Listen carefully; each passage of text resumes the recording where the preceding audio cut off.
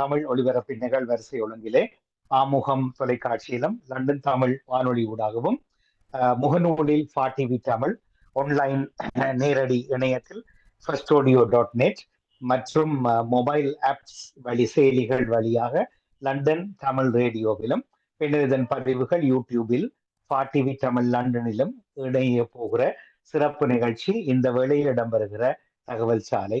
வளமையின் தொகுப்போடு திரு யோகரட்னம் அவர்கள் வரவேற்கிறோம். உற்சாக வணக்கம்.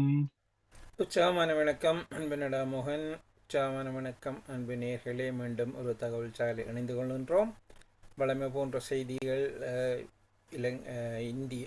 இங்கிலாந்து மற்ற உலக செய்திகள் என்று கலந்துதான் என்று கூற வேண்டியிருக்கு. ஏனென்றால் பல செய்திகள் ஒன்றோடு ஒன்று இணைந்திருப்பதனால் ஒரு இடத்தில் அது பிரித்தானிய செய்தியாக இருந்தாலும் மற்ற இடத்தில் அது உலக செய்தியாக மாறும் நிலையை காணக்கூடியதாக இருக்கு. அந்த ரீதியில் ஓரளவுக்கு முடிந்தவரை உள்நாட்டு செய்திகளை தனியாக பிரித்து தர முயற்சிக்கிறேன். அந்த வரையில் இப்பொழுது இன்று அநேகமான தலையங்கங்களாக காணப்பட்டது இந்த பெட்ரோல் திருட்டு என்பது.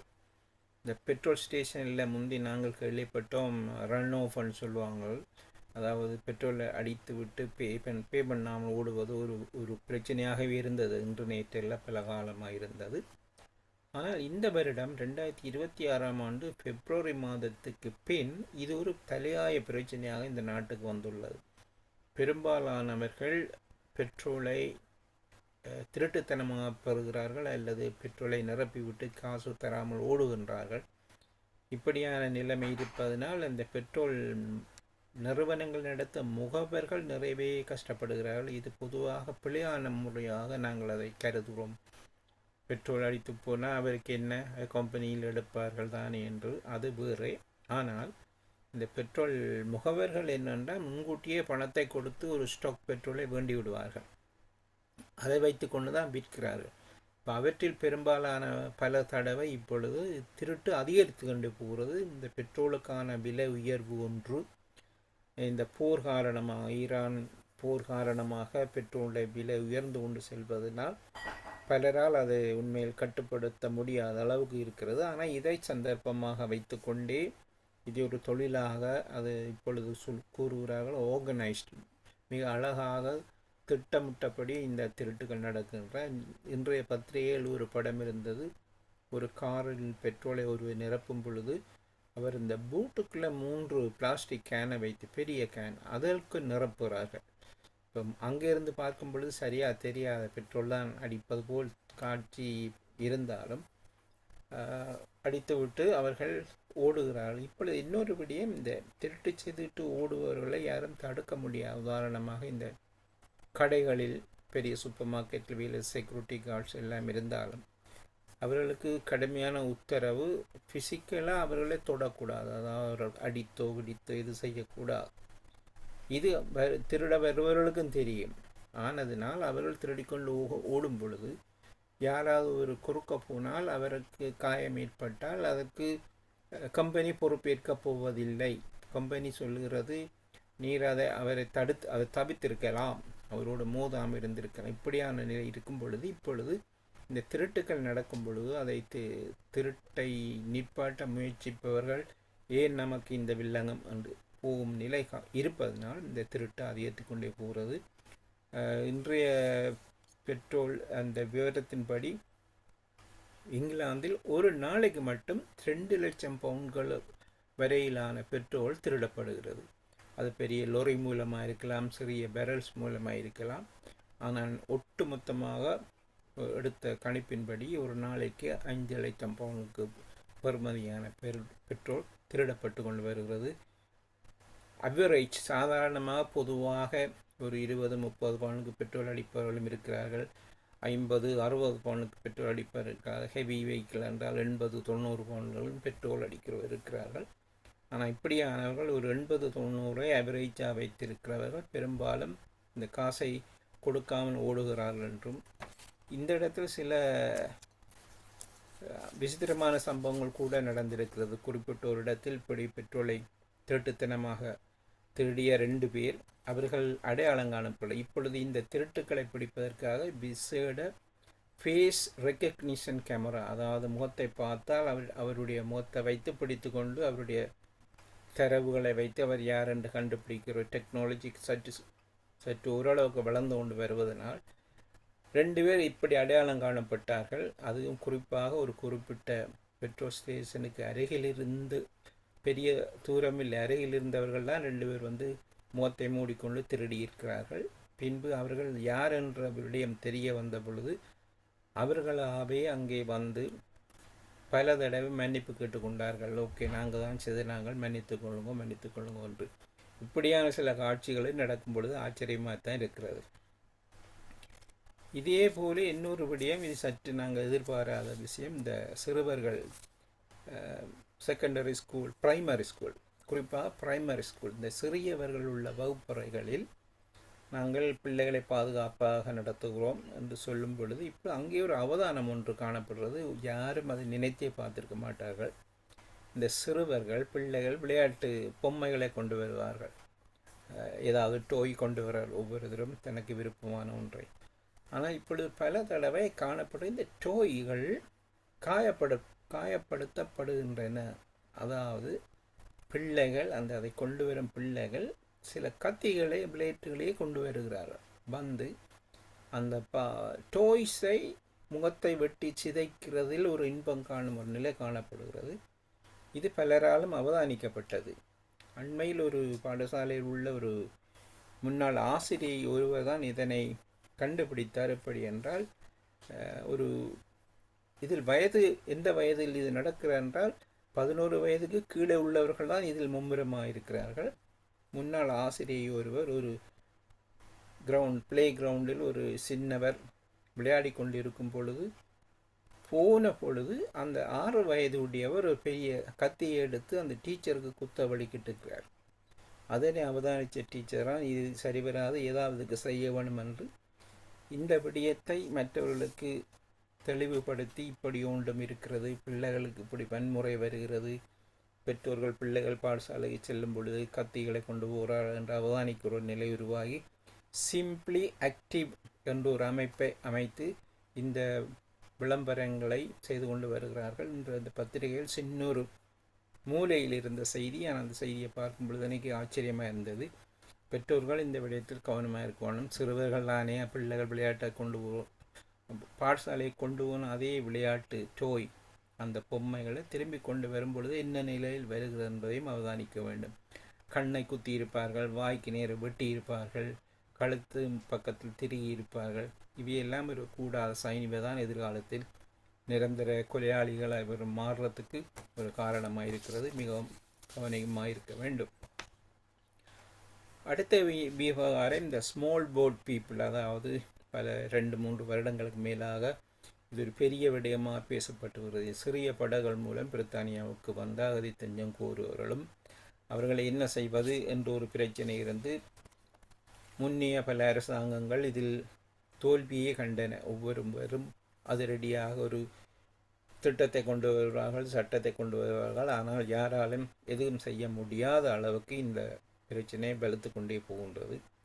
இந்த ரீதியில் இப்பொழுது புதிதாக வந்திருக்கிற நம்முடைய ஆண்டி பேர்னம் அவர் தன்னுடைய முதல் முக்கியமான விடயங்களை இதனை ஒன்றாக தனக்குள் எடுத்துக்கொண்டார். அதாவது விடாமுயற்சி செய்து தொடர்ந்து இந்த விடயத்தை கவனத்தில் எடுத்து இதை ஒரு முடிவு கொண்டு வருவோம் என்று சொல்லி அவர் டோவர் பகுதிக்கு சென்று அங்கே ஒரு சின்ன உரையாற்றியதை நாங்கள் கேட்டிருக்கிறோம். ஆனால் இதுவரை வந்த பிரதமர்கள் சரி, உள்நாட்டு அமைச்சர்கள் சரி, இல்லை பாதுகாப்புக்கு பொறுப்பானவர்கள் சரி, ஒவ்வொருவரும் இதைத்தான் கூறுவார்கள். இதுக்கு நாங்கள் நிச்சயமாக புதிய நடவடிக்கை எடுப்போம், அது செய்வோம், இது செய்வோம், இந்த கேங்ஸ் கடத்துவர்களை கண்டுபிடிப்போம். பிடிக்காமல் இல்லை, பிடித்திருக்கிறார்கள், இருந்தாலும் வருபவர்கள் தொகை வரத்தான் செய்கிறது. ஆனால் கடந்த வருடங்களோடு ஒப்பிடும் பொழுது இந்த வருடம் மிக குறைவான ஒரு தொகை தான் வந்திருக்கிறது. இதில் எங்கே சிக்கல் அமைகிறது என்றால், புதிய பிரதமர் ஆண்டி பேர்னம் வந்த இந்த சிறிய காலத்துக்குள் ஏறக்குறைய 2000 பேர் இங்கே வந்து விட்டார்கள். இது இப்பொழுது எதிர்க்கட்சிகளுக்கு, இப்போ நைஜல் ஃபராஜ் போன்றவர்களுக்கு நல்ல ஒரு சந்தர்ப்பமாக அமைந்து விட்டது. அப்போ இவர்கள் இது சரியாக இந்த விடயம் சரிவரா என்று. ஆனால் இப்பொழுது தங்களுடைய அதிரடி கருத்து ஒன்றை கூறுகிறார்கள். இன்று ஒரு ஆச்சரியமான கருத்து. எப்படி என்றால், தாங்கள் அடுத்த பொது தேர்தலில் வெற்றி பெற்று வருவார்களாயிருந்தால் இந்த வருபவர்களை, இந்த படகு மூலம் இங்கே வருபவர்களை இங்கே பிரித்தானியாவோட ராயல் நேவி, இங்களுடைய நேவி போட்டுகளே இவர்களை ஏற்றி கொண்டு போய் பிரான்சிலையும் பெல்ஜியத்திலையும் கொண்டே விட்டுட்டு வர போகிறார்களாம். தாங்கள் எப்படி செய்வோமா என்றொரு அதிரடி பேச்சு ஒன்றை பேசியிருக்கிறார்கள். அவர்கள் ஒன்றை தெரியவில்லை, நீங்கள் கொண்டு எங்கே தள்ளுவதற்கு அது குப்பை கூடம் அல்ல, அது இன்னொரு நாடு. அந்த நாட்டுக்குள் உங்களுடைய தேசிய படகுகளில் அது போட்டில் கொண்டு போய் இன்னொருவரை அங்கே இறக்கி விட்டு வரும் அளவுக்கு மற்ற நாடுகள் பார்த்து கொண்டிருக்க போவதும் இல்லை. இதில் பல சட்டங்கள், சர்வதேச சட்டம் மீறப்படுகிறது. மற்றது மெரிடைம், அதாவது கடலுக்கண்டு உரிய ஒரு சட்டம் மீறப்படுகிறது. மற்ற மனிதாபிமான உரிமைகள் மீறப்படுகிறது. இந்த 3 விடயங்களையும் கவனத்தில் கொள்ளாமல் இந்த நைஜல் ஃபராஜினுடைய இந்த கட்சியானது, அவருடைய செயலாளராக இருப்பவர், அவர் அந்த வீடு கொளுத்தும் ராசாவுக்கு நெருப்பு கொடுக்கும் ஒரு மந்திரியாக இருக்கின்றார் யூசுப் என்பவர். அவருடைய கருத்துக்கள் இப்பொழுது சிக்கலை உருவாக்கி இருக்கிறது. இதோடு சேர்த்து இன்னொரு செய்தியையும் பார்க்கலாம். இந்த கட்சிக்கும் உள்ள தொடர்பு. நைஜல் ஃபராஜ் கடந்த 2024 25 அவருடைய செல்வாக்கு உயர்ந்து கொண்டே போனது எல்லோருக்கும் தெரியும். அந்த செல்வாக்கு உயர்வு காரணமாக கடைசியாக நடந்த உள்ளூராட்சி தேர்தல்களில் இவர் பல இடங்களை பெற்றது மற்ற அரசியல் கட்சிகளுக்கு ஒரு அதிர்ச்சியை ஏற்படுத்தி அதில் சில மற்ற கட்சிகள் இருந்த பலர் அந்த கட்சிகளை விட்டு நைஜல் ஃபராஜுடைய கட்சியிலே போய் சேர்ந்தது எல்லோருக்கும் தெரிந்த ஒரு பழைய செய்தி.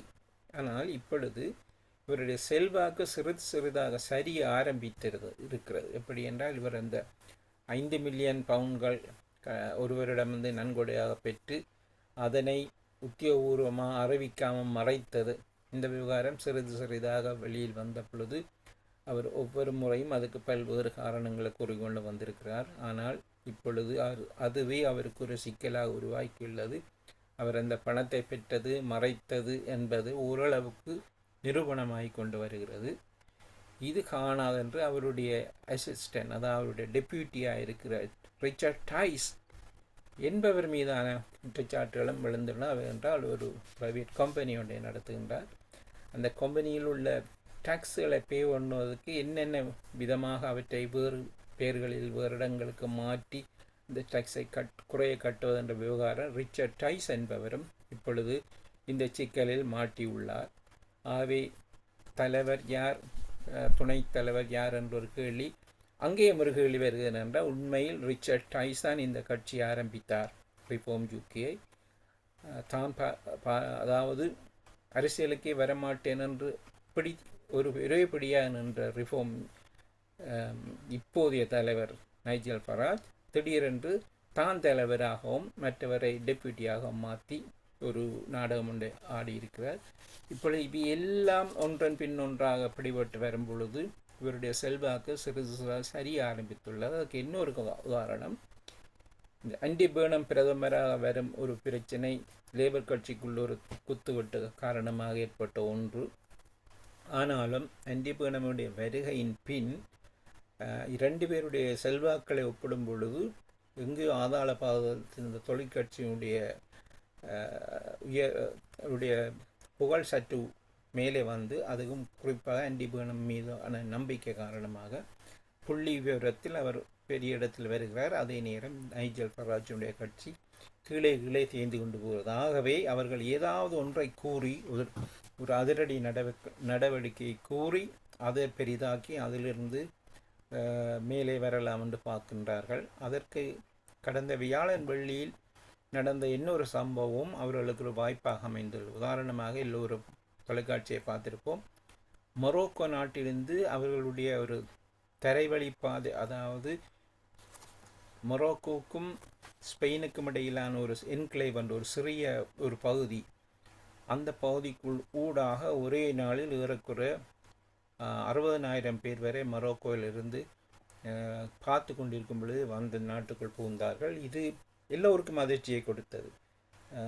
ஸ்பெயின் நாட்டுக்கு மட்டுமல்ல, ஏனைய ஐரோப்பிய நாடுகளுக்கும் அதிர்ச்சியை கொடுத்தது. ஏனென்றால் இப்படி ஒரே நாளில் 2 நாட்கள் 3 நாட்கள் 60,000 வருகிறார்கள் என்றால் இது மற்ற இடங்களிலிருந்தும் இதே போன்ற நிகழ்ச்சி வரப்போகிற என்ற ஒரு அச்சம் எல்லாருக்கும் தோன்றியுள்ளது. அதே நேரம் இவர்கள் என்ன செய்வது என்ற ஒரு கேள்வியும் எழுந்தது. இப்பொழுது நைஜல் ஃபராஜ் போன்றவர்கள் தாங்கள் ராயல் நேவி கப்பலை கொண்டு இவர்களை அங்கே அனுப்பிவிடுவோம் என்று கூறும் இதே நேரம் இந்த வந்த 60,000 பேரையும் ஸ்பெயின் அரசாங்கம் ஒரே அடியாக கொண்டு போய் மொராக்கோவில் இறக்கிவிட்டு வந்துவிட்டது. அப்போ இவர்களுக்கு இன்னொரு உற்சாகம் வந்துவிட்டு அதுக்கிடையே சொல்கிறார், பார்த்தீங்களா ஐரோப்பாவுக்கு பாதுகாப்பே இல்லாமல் போயிட்டது, இப்படி வெளிநாட்டிலிருந்து படையாக வருகிறார்கள், படையெடுக்கிறார்கள் என்று ஒரு வசனம் முன்பு சுவேலா பிரமன் இந்த வார்த்தையை கூறியிருந்தார், படையெடுப்பு என்று. அப்படி ஒரு படையெடுப்பு வந்து கொண்டே இருக்கிறது, இது ஐரோப்பாவுக்கு ஆபத்தானது என்று ஒரு கருத்தை கூறியிருந்தார்கள். அதே நேரம் இன்னொரு கருத்து இப்பொழுது கூறப்படுகிறது, பிரித்தானியாவிலிருந்து இப்படியானவர்கள் பலர் இப்பொழுது ஸ்பெயினை நோக்கி போகின்றார்கள் என்றது எந்த அளவுக்கு உண்மை என்று தெரியவில்லை. அப்படி ஒரு செய்தியும் கூட வருகிறது. அவை முன்னுக்கு பின் முரணான இந்த செய்திகளை கூறி இதன் மூலமாக மக்களுடைய கவனங்களை திசை திருப்பி அதை ஒரு அரசியல் பாயிண்டாக மாற்றுறதுக்கு இந்த வலதுசாரியோ தீவிர வலதுசாரி கட்சிகள் முயன்று வருவதை குறிப்பிடத்தக்கது. மற்றது இந்த எங்களுடைய புதிய பிரதமர் அவருக்கு இது ஒரு சேலஞ்சாக அமைய போகிற விடயம், இந்த சிறிய படகுகள் வந்தவர்கள் என்ன செய்ய போகிறார்கள் என்று அவர்கள் கூறுகிறார்கள். 2 விடயம் இருக்கிறது. இந்த ஸ்பெயினிலிருந்து வந்த பெரிய தொகையினால் இப்பொழுது ஐரோப்பிய ஒன்றிய நாடுகளுக்குள் பெரிய ஒரு பிளவொன்று ஏற்பட்டுள்ளது. செங்கன் என்ற 7-8 நாடுகளை அடக்கிய அந்த அமைப்பிலிருந்து ஸ்பெயினை விலத்த வேணும் என்று டென்மார்க் போன்ற நாடுகள் அவர்களோடு முரண்பிடித்து கொண்டிருக்கிறார்கள். இது சில நாடுகளுக்கு பெரிய மகிழ்ச்சியை கொடுக்கிறது. ஒன்று, டொனால்ட் ட்ரம்ப் கூறுவார், பாருங்கள் ஐரோப்பியர் என்ன மாதிரி அடிபடுகிறார்கள் என்று. அதே நேரம் இன்று ஒரு தொலைக்காட்சியோ ஒரு வானொலி உரையாடலின் போது இதில் மிக சந்தோஷப்படக்கூடிய ஒரே ஒருவர் புட்டின் தான். என்றால் அவருக்கு முழு ஐரோப்பாவும் எதிராக இருக்கும் பொழுது இப்போ இப்படி ஒரு விவகாரம் சம்பந்தமாக ஐரோப்பிய நாடுகள் தங்களுக்குள் அடிபடுவது அவருக்கு ஒரு சந்தோஷமான நிகழ்ச்சியாக இருக்கிறது. மற்றது இந்த 60,000 பேரையும் ஒரு அடியில் கொண்டு ஸ்பெயின் விட்டுட்டு வருமா இருந்தால் இதை ஏன் மற்ற நாடுகள் செய்யக்கூடாதுன்ற ஒரு கேள்வி ஆட்டோமேட்டிக்காக இங்கே வருகிறது. உதாரணமாக இந்த படகிலிருந்து வந்தவர்களை ஒரே அடியில் கொண்டு போய் அந்த நாட்டிலே இறக்க முடியாது என்ற ஒரு கேள்வி இருக்கிறது.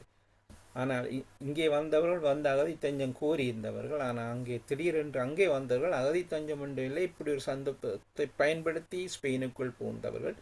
ஸ்பெயின் அவர்களை அப்படியே கொண்டு இறக்கினால் ஏனைய ஐரோப்பிய நாடுகள் நீங்கள் அதாவது மனிதாபிமானம் என்று உண்டு அப்படியானவற்றை கவனிக்காமல் செய்துவிட்டீர்கள் என்று இப்பொழுது ஐரோப்பிய நாடுகளுக்குள் ஸ்பெயின் ஓரங்கட்டப்பட்டு மற்ற நாடுகளினால் ஓரங்கட்டப்பட்ட நிலையில் நாளைய தினம் செவ்வாய்க்கிழமை ஐரோப்பிய நாடுகளுடைய உள்நாட்டு அமைச்சர்கள் அவசரமாக கூடுகின்றார்கள். ஏனென்றால் இந்த பிரச்சனை இப்படியே போனால் எந்த அளவுக்கு, அதாவது ஸ்பெயின் தனியென்று இப்படி இதை சமாளிப்பது, எல்லா ஐரோப்பிய நாடுகளும் உதவி செய்ய வேண்டும், ஸ்பெயினை மட்டும் தனியாக விடுவதான்ற ஒரு கேள்வி இருக்கிறது.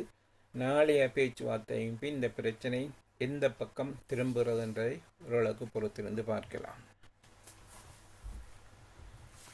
அடுத்த பெரிய நிகழ்ச்சி இப்பொழுது ஒரு நாட்டுக்கன்றையில் ஐரோப்பிய நாடுகள் பூராக நடைபெறும் இந்த காட்டு தீ. ஒரு நாட்டுக்கு வரும்பொழுது மற்ற நாடு அவற்றை அலட்டி கொள்ளாமல் இருந்தன. ஆனால் இப்பொழுது ஐரோப்பாவில் இது ஒரு பெரிய பிரச்சனையாக மாறியுள்ளது. ஸ்பெயின், பிரான்ஸ் போன்ற நாடுகளில் நாட்கணக்காக நிற்காமல் காட்டுத்தீ தொடர்ந்து பரவி வந்தது. இதில் அநியாயமாக பல லட்சம் ஏக்கர் காடுகள் அழிந்தன, பலருடைய வீடுகள் அழிந்தன, வீடு விட்டு அவர்களுடைய சொந்த உடைமைகள் அழிந்து அவர்கள் அகதிகளாக சொந்த நாட்டிலே நிறுத்தப்பட்ட காட்சிகளை நாங்கள் பார்த்துருக்கிறோம். ஆனால் இப்பொழுது ஒரு நாட்டுக்கு இல்லை, எல்லா நாட்டுக்கும் இருக்கிற பரவ துவங்கிட்டது. இப்பொழுது அங்கே பிரான்ஸ், ஸ்பெயின், போர்த்துக்கல், இத்தாலி, அடுத்தது கிரீஸில் நடைபெற்ற அந்த தீவிரத்தின் போது கவலைக்குரிய விடயம் 2 ஹெலிகாப்டர்கள், அதாவது இந்த தீயை நூற்பதற்காக முயன்ற 2 ஹெலிகாப்டர்கள் ஒன்றோடு ஒன்று மோதி அதில் ஒரு ஹெலிகாப்டர் கீழே விழுந்து அதில் 2 உயிரிழந்ததாக செய்திகள் வருகிறது. இப்போ தினசரி நாங்கள் பார்க்கும் இந்த காட்சிகள் மிகவும் கவலைக்குரிய காட்சிகள். இந்த தீ வைப்பு, அதாவது காட்டு தீ என்பதோடு தீ வைப்பு என்ற ஒரு செய்தியையும் கூட பார்க்கலாம். இப்பொழுது இந்த வறட்சியான காரணத்தினால் திடீரென்று நெருப்பு பற்றக்கூடிய வாய்ப்பு இருக்குது. மற்றது கவனக்குறைவாக காடுகளுக்கு சென்று, அதாவது ஹாலிடே பீரியட்டில் அங்கே சென்று சமைத்து சாப்பிட்டு சிகரெட் எறிந்து விட்டு வருவார்கள். அதிலிருந்து சிறிய ஒரு தீ பொறி காணும் முழுக்காடு மெரிகிறதுக்கு. அதே போன்று சில இடங்களில் வாகனங்களில் ஏற்பட்ட காரணமாக வாகனம் வெடித்து எரிந்து அந்த தீயிலிருந்து ஒரு பகுதி காட்டு தீ பரவியது ஒன்று. இப்படி பல காரணங்கள் இருக்கின்றன. மற்றது இந்த கடந்த 10-12 நாட்களாக நூற்கப்பட்ட அந்த காட்டு தீ வேடிக்கை என்னவென்றால், நாங்கள் எல்லாம் அவர்கள் தண்ணீர் ஊற்றி வந்து விட்டார்கள் என்று பார்த்தால், அவர்கள் போய் அந்த நிலத்தை கிளறும் பொழுது அந்த நிலத்தை கீழே இருந்து அந்த அப்படியே வெக்கையாக வருகிறது. அதாவது நிலத்துக்குள்ளே இருக்கிற வெப்பம் காற்றின் வேகம் அதிகரித்தவுடன் அப்படியே நெருப்பாக மாறி மீண்டும் மீண்டும் வருகின்றன. இதில் நம்ப முடியாத விடயம் என்னவென்றால், பிரான்ஸை பொறுத்தவரையில் இதுவரை 375 பேர் கைது செய்யப்பட்டிருக்கிறார்கள். எதற்காக என்றால், இந்த தீ பரவுவதற்கு தெரிந்தோ தெரியாமல் அவர்கள்தான் காரணம். ஒன்று, அவர்கள் சமைத்து விட்டு அல்லது பாபிக்யூ போட்டு விட்டு அதை ஒழுங்காக நூக்காமல் வந்த பலர் இருக்கிறார்கள். சிகரெட்டை குடித்துவிட்டு எறிந்து இருக்கிறார்கள். என்ன ஒரு ஆச்சரியமான குரூப் இருக்குது, வேணுமென்றே தீ வைக்க வேணுமென்று ஒரு குரூப் இருக்கிறது. அது ஒருவித நோய் உள்ளவர்கள். சிலருக்கு அந்த நெருப்பு எறிவதை பார்ப்பதில் ஒரு ஆனந்தம் இருக்கிறது. அப்படியான கூட்டம் இருக்கிறது. இதில் இந்த கைது செய்யப்பட்ட 375 பேரில் 142 பேர் மைனர்ஸ், அதாவது சிறியவர்கள், சிறிய பாடசாலைக்கு செல்பவர்கள், சிறியவர்கள். அவர்களுக்கு இது ஒரு விளையாட்டு. நெருப்பை கொளுத்தி எரிய விட்டு பார்ப்பது ஒரு சந்தோஷமான நிகழ்ச்சியாக இருக்கிறது. இதில் எத்தனை ஆயிரம் பொம்பியஸ் என்று பிரெஞ்சில் கூறுவது, இந்த ஃபயர் பிரிகேட் தங்களோட உயிரை கொடுத்து இரவும் பகலுமாக அந்த தீயணைக்கும் காட்சிகளையும் பார்த்தோம்.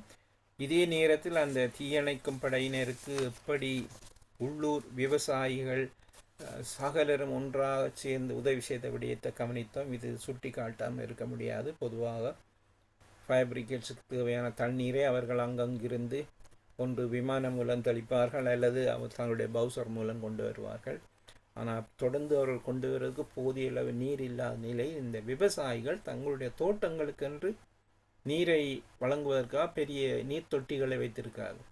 அவற்றை சென்று பல இடங்களில் நீரை நிரப்பி அப்படியே கொண்டு வந்து ஃபயர் பிரிகேட் உள்ள இடங்களில் அவர்களுக்கு கொடுத்து அந்த உதவிய காட்சியை பார்க்கும் பொழுது ஒரு மைக்குச்சரியும் காட்சியாக இருந்தது. இப்படியும் மக்கள் இருக்கிறார்கள் என்று. மற்ற அவர்களுக்கு தேவையான உணவுகள், ஃபயர் பிரிகேட்டுக்கு என்றே சாப்பாடுகளை தயாரித்து கொண்டு மக்கள் கொடுத்த காட்சிகளை நாம் பார்த்தோம். இவையெல்லாம் தொலைக்காட்சியில் நாங்கள் பார்க்க முடியாத சில காட்சிகள். சில குறிப்பிட்ட நாடுகளை அவற்றை காட்டும் பொழுது அவற்றை பார்த்ததினால் இந்த அனுபவத்தை பற்றி கூறுகின்றேன்.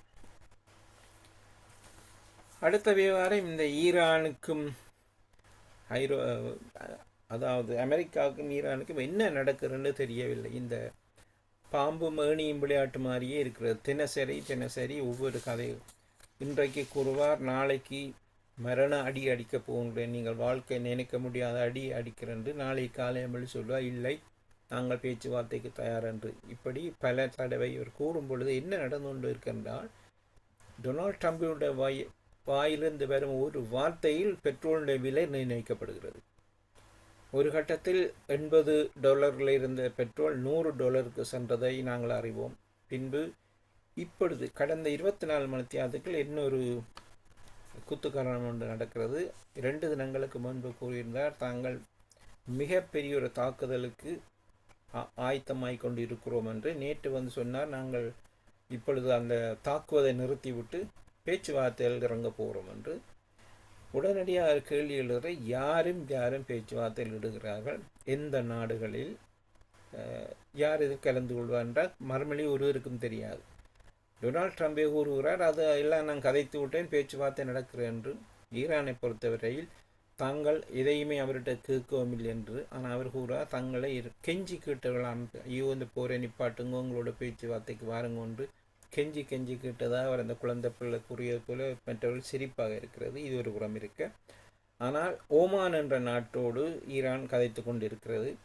அதன் மூலமாக சில மாற்றங்கள் இன்று நாளை அடிக்கப் போகும் அமெரிக்காவுடைய திட்டம் சற்று நிறுத்தப்பட்டுள்ளது. இதற்கிடையில் இந்த பெட்ரோலுடைய விலை குறைந்ததையும் அவதானிக்கக்கூடிய எங்களுடைய பெட்ரோல் நிலையங்கள் அது உடனடியாக குறைந்து விட்டதா இல்லையோ தெரியவில்லை. ஆனால் சர்வதேச அரங்கில் இந்த பெட்ரோலுடைய விலை இந்த ரெண்டொரு காரணமாக மாறிக்கொண்டே இருக்கின்றது.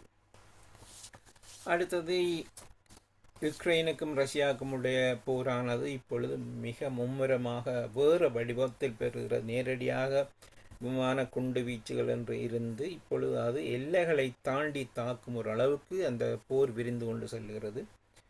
இப்பொழுது ரஷ்யா யுக்ரைன் மீது மக்கள் வாழும் குடியிடங்களை நோக்கி தாக்குதல் நடத்தி பலர் இறந்திருக்கிறார். இதே போன்றே யுக்ரைனும் ரஷ்யாவுக்குள் உள்ள முக்கியமான தளங்களை கூடுதலாக டார்கெட் பண்ணின, அதாவது இலக்கு வைத்தது அவருடைய எண்ணெய் குதங்கள், எண்ணெய் சுத்திகரிப்பு நிலையங்கள், மற்றது இவருடைய பொருட்கள் வைக்கும் களஞ்சியங்களை போன்றவற்றை அடித்து அவருடைய அந்த பெட்ரோலுடைய நிலையை குறைத்து அவர்கள் ஏற்றுமதி செய்ய முடியாத நிலைக்கு அவர்களை கொண்டு வந்து போரை நடத்த முடியாத நிலைக்கு யுக்ரைன் தாக்கி கொண்டிருக்கிறது. அது முதற்குரிய அவர்களுடைய எல்லையை தாண்டி 1000-1500 கிலோமீட்டர் தூரத்துக்கு பறக்கும் ட்ரோன் மூலமாக இந்த தாக்குதல் நடக்கிறது.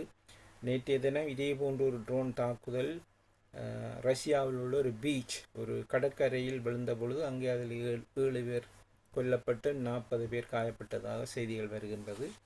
இதே ஒரு கேள்வி வருகிறது என்றால், இந்த மேலே பறக்கும் ட்ரோன்களை நிப்பாட்டுவதற்கு முயற்சிக்கும் பொழுது சில சந்தர்ப்பங்களில் அவை தெரியாதனமாக வேறு இடங்கள் விழுந்து சேதங்களை ஏற்படுத்தியிருக்கிறது. உதாரணத்துமாக 2-3 தினங்களுக்கு முன்பு இப்படியான ஒரு பெரிய ஏவுகணை ஒன்று சென்ற பொழுது அதை நிறுத்த முயற்சித்த பொழுது போலாந்தில் உள்ள ஒரு இடத்தில் விழுந்து பெரிய ஒரு விபத்தை ஏற்படுத்தியது.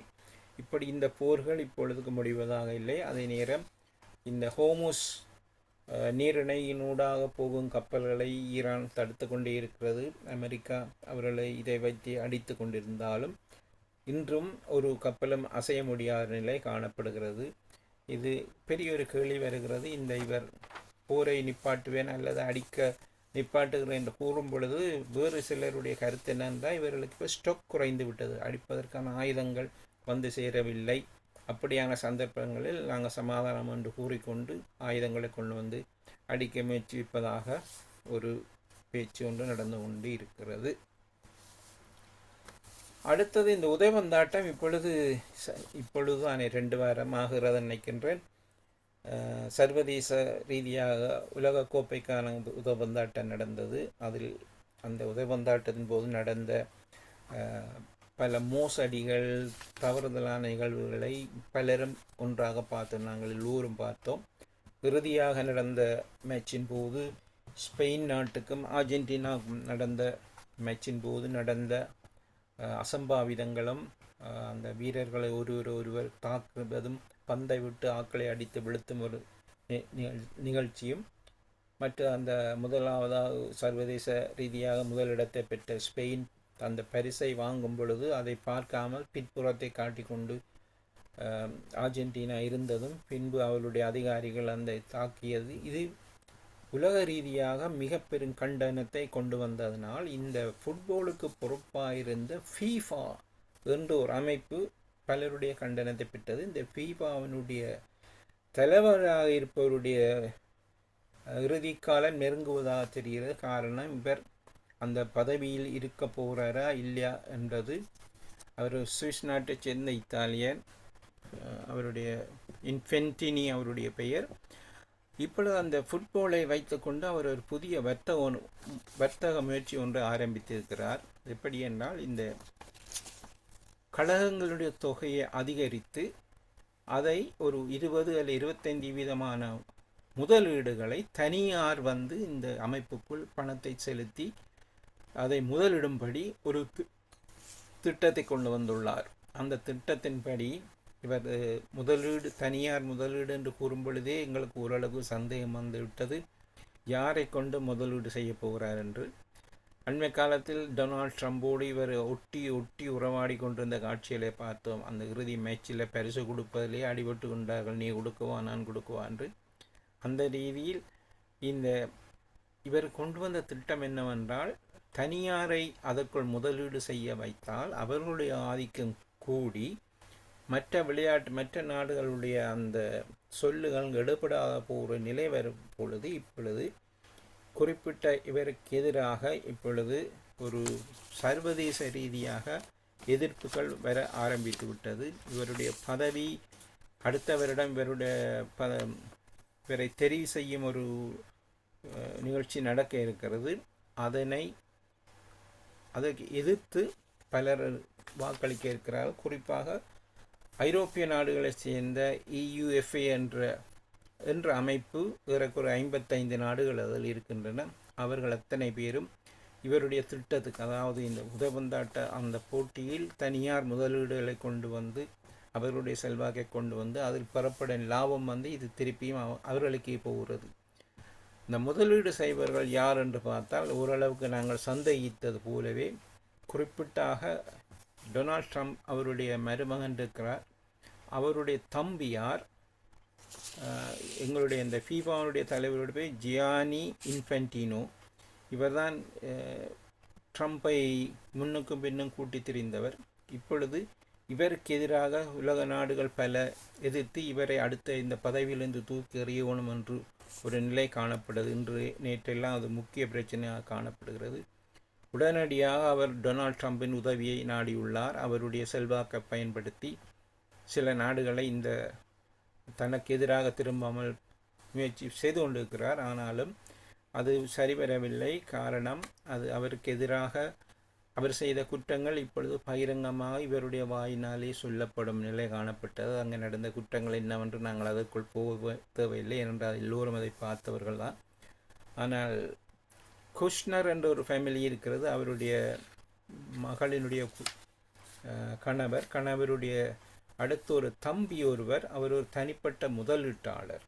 அவர் தனிப்பட்ட ரீதியாக வர்த்தகம் செய்வர். ஆகவே இவருடைய இந்த திட்டத்தின்படி டொனால்ட் ட்ரம்பினுடைய மருமகனுடைய சகோதரர் போன்ற ஒரு சில குறிப்பிட்டவர்களை கொண்டு வந்து அதுக்குள் போட்டு அவர்களுடைய செல்வாக்கை அதிகரித்து அவர்கள் வைப்பதுதான் சட்டம் என்ற ஒரு நிலையை கொண்டு வந்து இதனால் லாபங்களையும் தானே பெறும் ஒரு நிலை காணப்படுகிறது.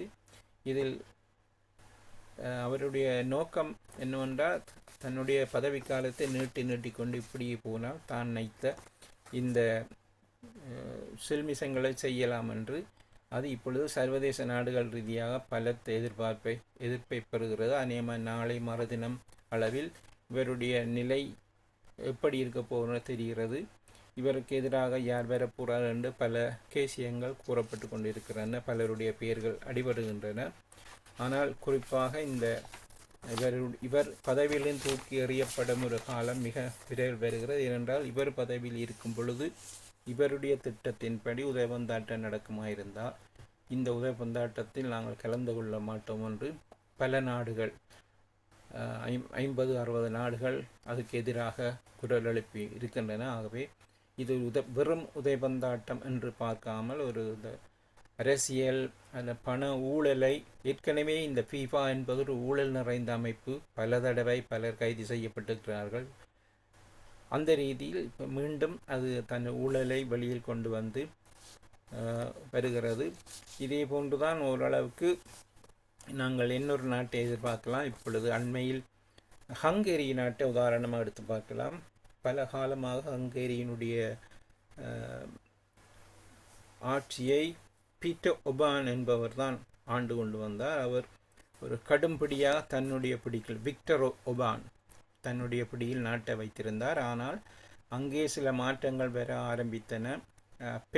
பெட்டார் மெக்யார் என்பவர் கடந்த 6 மாதங்களுக்கு முன் நடைபெற்ற தேர்தலில் பிரதமராக தெரிவு செய்யப்பட்டதனால் இந்த பீட்டர் ஒபான் என்பவருடைய விக்டர் ஒபானுடைய அந்த ஆதிக்கம் சிறிதாக தூக்கி எறியப்பட்டு அவரினால் பதவியில் அகற்றப்பட்ட பலர் அந்தந்த டிபார்ட்மெண்ட்லேருந்து தூக்கி எறியப்பட்டு கொண்டு வருகிறார்கள். பிரசிடெண்டாக இருப்பவர் பிரசிடெண்டை விலக வேணும் என்று இவர் கூறி அவராகவே விலகிவிட்டார். இப்பொழுது அவர் கூறும் ஒரே ஒரு வசனம், நாங்களாக ஒன்றும் செய்ய வேண்டாம், போறவர்கள் போகட்டும், நாங்களாக அவர்களுக்கு எறியும் வரை காத்திருக்க வேண்டாம் என்று கூறி ஹங்கேரியில் ஒரு அதிரடி மாற்றம் ஒன்று நடக்கிறது. இந்த செய்தியை நாங்கள் பார்க்கும் பொழுது எங்களுக்கு ஓரளவுக்கு ஸ்ரீலங்கா ஞாபகத்துக்கு வருகிறது.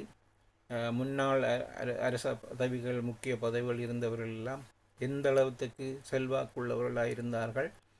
முக்கியமான பொறுப்புகளில் தங்களுடைய நண்பர்களே என்று பலரை அங்கே போட்டிருந்தார்கள். இப்பொழுது அவர்கள் சிறிது சிறிதாக ஒவ்வொருவரும் அதில் தூக்கி எறியப்படும் காட்சியும், இப்பொழுது சிலர் பொதுமக்களே பல போலீசாரை எதிர்த்து கதைக்கும் அளவுக்கு ஒரு நிலைமை மாறி இருக்கிறதையும் காணக்கூடிய இருக்கிறது.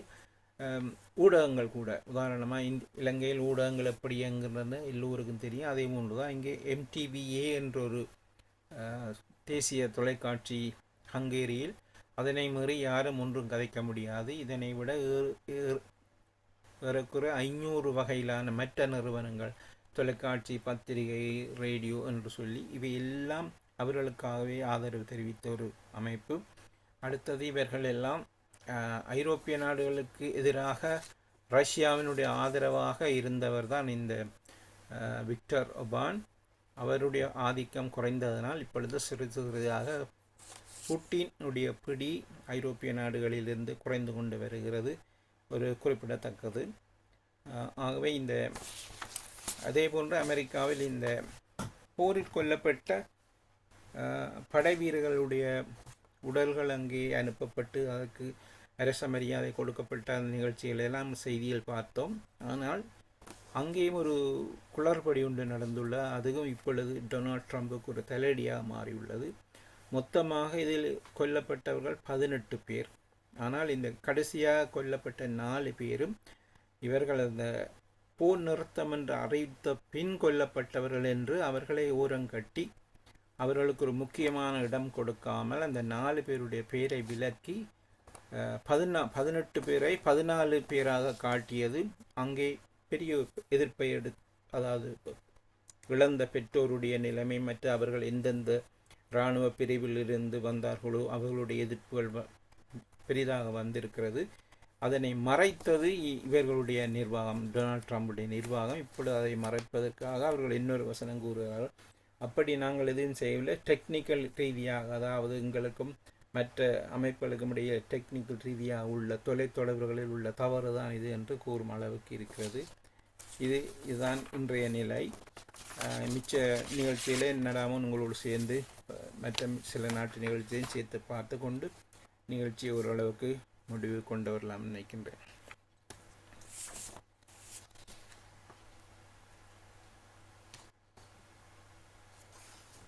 இதே நேரம் விடப்பட்ட ஒரு செய்தி, இந்த இந்தோனேசியாவினுடைய ஃபெரி போட், அதாவது சொகுசு கப்பல் பயணம் செய்தவர்கள் பலர் உயிரிழந்திருக்கிறார்கள்.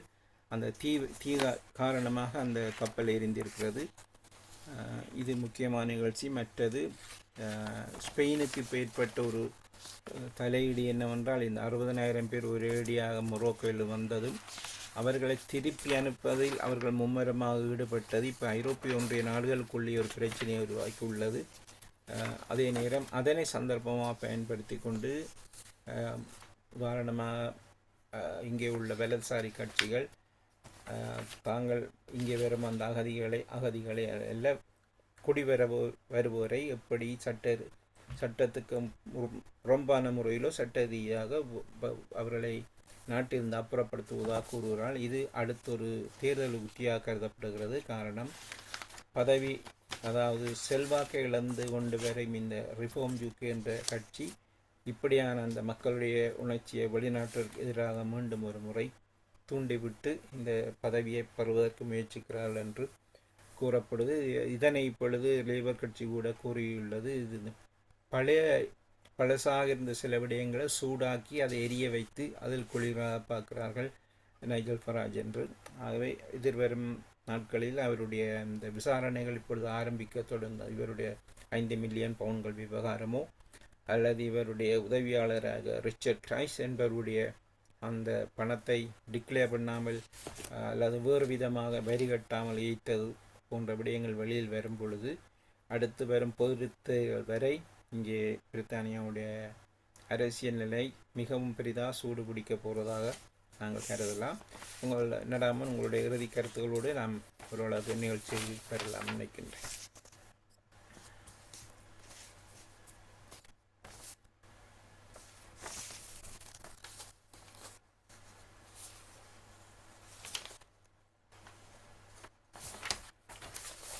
இன்னும் ஒரு சுவாரஸ்யமான செய்தி, நீங்கள் வருவதற்கு முன்பு இந்த உதயபந்தாட்டத்தை பற்றி கதைக்க முக்கியமான உதயபந்தாட்ட செய்தி.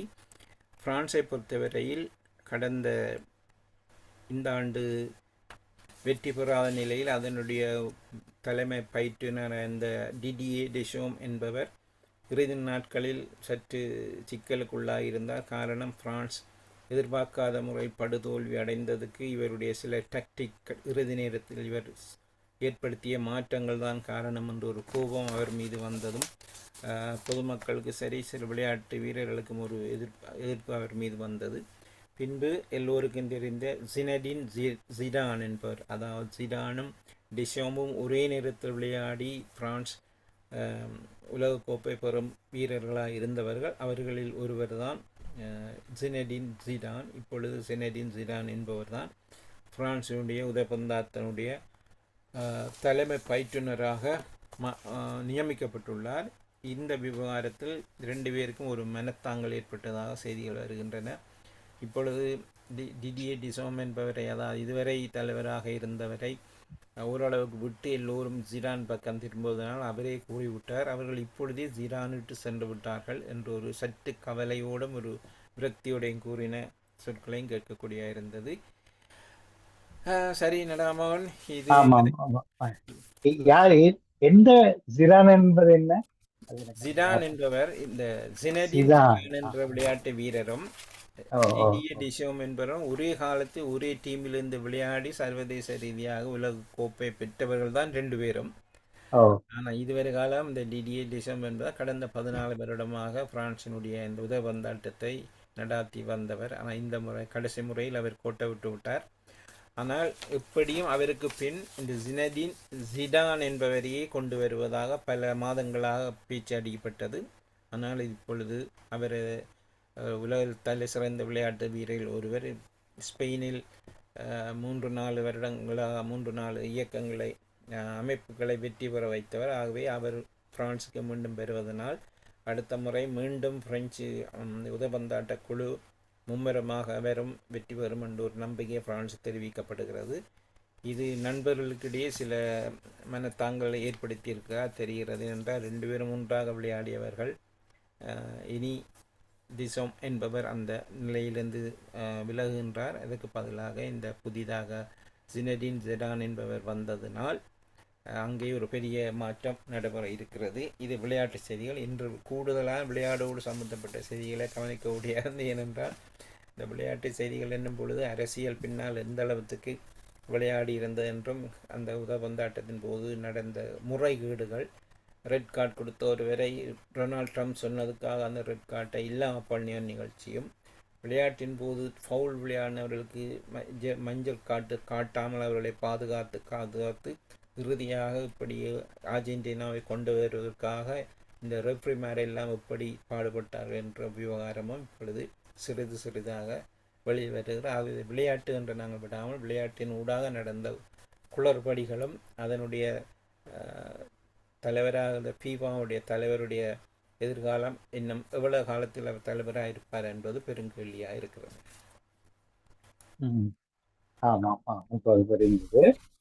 பார்க்கலாம். அதாவது அது ஃபீஃபா என்பது ஒரு அமைப்பு, ஒரு நாடு சார்ந்தது இல்லை தானே, இல்லையா? அவர்கள் தங்களுக்கு தங்களுக்குள்ள ஒரு அமைப்பு ஃபீஃபா. சரி. ஆனால் இவர்தான் தலைவராக தொடர்ந்து இருக்க வேண்டும் என்பது நியாயம் இல்லை, நியதி இல்லை தானே. இதற்கு முன்பிருந்த சப்ளோ என்ற ஒருவர் பேரு இதே மாதிரி ஊழல் நிறைந்த காரணத்தினால பதவியிருந்து தூக்கி எறியப்பட்டார். பின்பு இவர் தேர்வு செய்யப்பட்டார். இப்பொழுது இருக்கிற இன்ஃபென்டினி அவர் இப்பொழுது படுமோசமான முறையில் பிரைவேட் இன்வெஸ்ட்மெண்ட்டை கொண்டு வந்து ட்ரம்பனுடைய ஆட்கள் எல்லாரையும் கொண்டு வந்து ஃபுட்பாலுக்குள்ள இறக்கி அதை ஒரு வர்த்தமாக மாற்ற முயற்சித்தார். கடும் கோபமிட்ட சகல நாடுகளும் இவர்களுக்கு எதிராக திரும்பியதனால் அவர் அந்த பதவியிலிருந்து தூக்கி எறியப்படும் நாட்கள் வெகு விரைவில் இல்லை. இதில் நன்றி. ஆச்சரியம், அதிர்ச்சி தந்த தகவல். அது நான் முன்னர் கேள்விப்பட்டிருக்கவே இல்லை. இந்த குழந்தைகளுடைய தங்கள் விளையாட்டு பொருட்களில் ஏற்படுத்துகிற வன்ம போக்கு என்கிறது அது இப்போதான் வெளிக்கிளப்பப்பட்டிருக்கிறது, இல்லையா? இன்னும் ஒரு பெரிய அளவுக்கு ஒரு உளவியல் ரீதியாக இன்னும் அதுக்கான ஒரு ஆய்வு ஒன்று நடத்தப்படவில்லை என்று தெரிகிறது. இல்லை இல்லை, இது இன்று இன்று கூட நான் அந்த பத்திரிகையை பார்க்கும் பொழுது ஒரு மூலையில் ஒரு சின்ன ஒரு ஒரு செய்தியா ஏன் இப்படி இருக்கிறேன்னு அதை வாசிக்கும் பொழுது எனக்கு அதிர்ச்சியாக இருந்தது. இப்படி ஒன்று நடக்கிறதான். அதை அவதானித்த ஒரு ஆசிரியை இதை முடிவு கொண்டு வருவதற்கு ஒரு அமைப்பை உருவாக்கி அதன் மூலம் இப்பொழுது பாருங்கள், இன்று நாங்கள் கதைக்கு நேரம் எவ்வளவு பேர் கேட்கிறார்கள் தெரியவில்லை, அவர்களுக்கு தெரிய வருவது போல் அந்த ஆசிரியருடைய முயற்சியினால் இது பல பாடசாலைகளுக்கு பெற்றோர்களுக்கு ஒரு செய்தியாக அனுப்பப்பட்டு இந்த செய்தி குழந்தைகளுடைய போக்கை மாற்றுவதற்கு பெரிதாக உதவக்கூடிய ஒன்றாக அமையலாம். இல்லை, இதனுடைய அடிப்பொருள் பொறுமையாக எதுவாக இருக்கலாம் என்பது இன்னும் தெளிவாகவில்லை என்பதைத்தான் கேட்டேன். ஆமாம், அந்த பிள்ளைகளை எப்படி நடக்கிறார்கள் என்று ஒரு கேள்வி கேட்கும் பொழுது அங்கே மீண்டும் வீட்டுக்குள் பெற்றோர்கள் முன்னிலை குழந்தைகள் எப்படி பெற்றோர்களால் நடத்தப்படுகிறார் என்ற ஒரு விரக்தியின் அதுவா அல்லது இந்த கணினி விளையாட்டுகள், வீடியோ கேம்ஸ், மொபைல் கேம்ஸ் அதனுடைய தாக்கங்களா? ஆமாம், எல்லாம் சேர்த்து உண்மை எங்களுக்கு இதுதான் என்று குறிப்பிட்டு தெரியாது, சொல்ல முடியாவிட்டாலும் ஓரளவுக்கு புரிகிறது இதனுடைய பேக்ரவுண்ட். இந்த பின்புலம் எங்கே இருக்கிற இந்த பிள்ளைகள் வன்முறையில் இறங்குவதற்கு பல காரணங்கள் இருக்குது. உதாரணமாக நீங்கள் கூறிய இந்த கேம்ஸ் வளர்ந்து அவர்கள் மொபைலை வைத்து விளையாடுற விளையாட்டுகளை பார்க்கும் பொழுது அவர்களுக்கு அருகில் யார் இருப்பதே தெரியாத அளவுக்கு அவர்கள் கான்சன்ட்ரேட் பண்ணி அதுக்குள் இருக்கும் காட்சியை காணக்கூடியது. நிறைவாக ஒரு சந்தேகம், இந்த முதலாவது தரவில் நீங்க இரண்டாவதா சொன்னது அந்த இரவுகள் பெட்ரோல் திருட்டுகள், அதாவது பம்ப்ல அப்படி ஓவர் ஃபில் பண்ணி நாங்க டேங்க்ல ஃபில் அப் பண்றது பிள்ளையா? எனக்கு அந்த கேள்வி அது நீங்கள் அந்த பெட்ரோல் திருட்டுகள் பற்றி சொன்னீங்க, அது வந்து தாங்கள் அடிஷனலாக ஃபில் அப் பண்ணி கொண்டு போகிறார்கள் என்பதுதான் அந்த திருட்டினுடைய காசு இல்லாமல் அதை எடுத்துக்கொண்டு போகிறார்கள். அது எப்படி காசு இல்லாமல் எடுப்பது? அதுதான் எனக்கு புரியவில்லை. இல்லை, உதாரணமாக இப்பொழுது நீங்கள் சில இடங்களில் வெளியில் பெட்ரோல் அடித்து உள்ளுக்கு போய் தான் நீங்க காசு கட்டுகிறீர்கள். இல்லை, இப்போதெல்லாம் பம்ப்ல தான் செல்ஃப் பேமெண்ட் தான் செய்யும். எல்லா இடமும் இல்லை. இப்போ நானே இங்கே சில இடங்களில் பார்த்துருக்கிறேன். அதில் அங்கே அடித்தாலும் ஒன்று கவுண்டரில் பே பண்ணுற இடங்கள் இன்னும் இருக்கிறது. ஆமாம் ஆமாம், உண்மையான சந்தர்ப்பங்களை பயன்படுத்தி மற்றது ஓரளவுக்கு விரல் இந்த திருட்டுத்தனமாக எப்படி செய்கிறார் என்றால் ஒரு பெட்ரோல் நிரப்புவது அப்படியே தொடர்ந்து உள்ளுக்கு வச்சிருக்க பிளாஸ்டிக் பவுசரை நிரப்பி கொண்டு இருக்கிறார்கள். இதில் இன்னொன்று சிக்கல் என்னென்றால் சில பெரிய பெரிய பெட்ரோல் ஸ்டேஷனில் பலர் இருக்கிறார்கள், பல கேமராக்களுக்கு அவதானிக்க இருக்கிறார்கள். சில இடங்களில் பார்த்தீங்கன்னா ஒருவர் 2 பேர் இருந்து ஒரே நேரம் 15-20 பேர் வந்து கியூவில் நிற்கும்போது அதுதான் அந்த ஆர்கனைஸ்ட் கிரைம்ன்றது. ஆமாம், ஒரு விதமான டிரைவும் இது வெல் ஆர்கனைஸ்ட். இந்த சந்தர்ப்பத்தை பயன்படுத்தி இப்போ பெட்ரோல் விலையை சாட்டாக வைத்துக்கொண்டு பலர் வந்து உதாரணமாக ஒருவர் தெரியாத அங்கால ஒரு கவுண்டர்ல இங்கால ஒரு கவுண்டர்ல இருப்பார், அவர் இவர் கதை கொடுப்பார், அவர் என்னொன்றை கேட்பார். அது உங்களுக்கு புரியும். நான் என்ன எனக்கு தெரியும். நான் ஒரு 3 பிரசேஷன்ல நான் ஆடிட்டிங் செய்கிறேன்.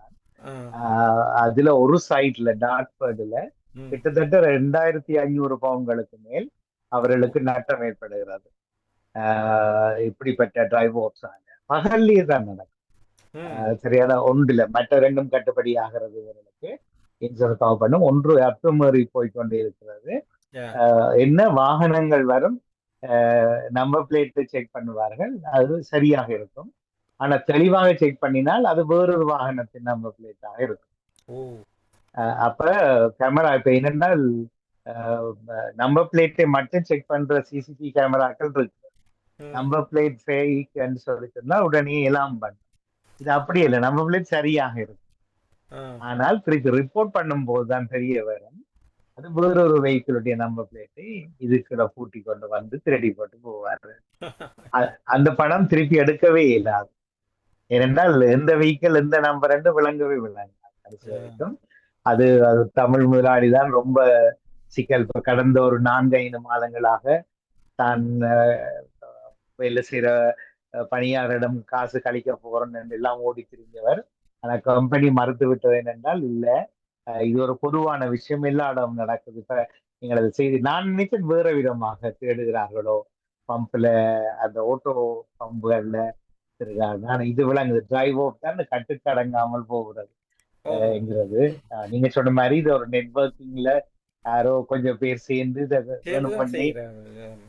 ஆம் ஆம் அப்புறம் எங்கேயாவது ஒரு இடத்த அந்த பெற்றோர்களை நல்ல விலைக்கு விற்று கொண்டு போவார்கள் ஓவர்ஃபீல்ட் ஆனதுகளை விற்று பணம் சம்பாதிப்பார்கள் என்று நினைக்கிறேன். நம்ம மொபைல் ஃபோனை பறித்து கொண்டு போய் ஒரு 400-500 பவுன் பெறுமதியாக மொபைல் ஃபோனை 100 பவுன் 50 பவுனுக்கு விற்று விட்டு ஆமா ஆம் இருக்கிறாங்க. அது இப்படித்தானே. அவை நிலைமைகள் கடும் விபரீதங்கள் தான். நாட்டு நிலைமைகள் போக போக போக இன்னும் சிக்கல்களை தான் உருவாக்குகிறது. பொறுத்திருந்து பார்ப்போம். நீங்கள் ஆம். அடுத்த வாரம் திங்கட்கிழமை வர்றதுக்கு முன்ன என்ன மாற்றங்களோ தெரியவில்லை. என்ன புதிய புதிய விடயங்கள் எங்களுக்கு தெரியாத எத்தனை ஆச்சரியமானவை நடக்கப்படும். ஆம். ம். நன்றி திரு யோகரேஷ் அவர்களே, நேரத்துக்கும் பணிக்கு நன்றி. அடுத்த வாரம் திங்கட்கிழமை மற்றொரு தகவல் மன்னிப்போடு அடுத்து மறுவாரம் தவிர்த்து நாங்கள் விடுமுறை எடுக்கிறோம் இந்த வார இறுதியோடு. மறுவாரம் தவிர்த்து அதுக்கு அடுத்த திங்கட்கிழமை சொல்றோம் என்றால் நாங்களும் இன்னொரு வாரத்தை சேர்த்து 2 வாரங்களா எடுக்கலாம். உங்களுக்கு அப்படி என்றால் நாங்கள் இந்த அடுத்த வருகிற ஆகஸ்ட் மாதத்தை விடுமுறையாக நீங்களும் வேறு பணிகளும் அப்படி என்றால் இப்படி செய்வோம். நாங்கள் செப்டம்பர் 1வது திங்கட்கிழமை நாங்கள் மீள ஆரம்பம் செய்வதாக எடுப்போம். அப்படி என்றால் 3 வாரங்கள் நாங்கள் விடுவோம். அப்படி என்ன முடிந்தால் மாதத்தினுடைய அதாவது ஆகஸ்ட் மாதத்தினுடைய இறுதியில் வரும் ஒரு மண்டே திங்கட்கிழமை தொடங்கலாம். சரி, நான் தொடர்பு கொண்டு தகவலை போடுறது. மிக்க நன்றி. மீண்டும் சந்திக்கலாம். நன்றி, வணக்கம். நேயர்களோடு இணைந்திருந்தது தகவல் சாலை தொகுப்பை சிறப்புடன் இந்த வாரமும் இணைத்து தந்திருந்தவர் திரு யோகரத்னம் அவர்கள். மீண்டும் மீளவும் நேரலையோடு சந்திக்க போகிறோம்.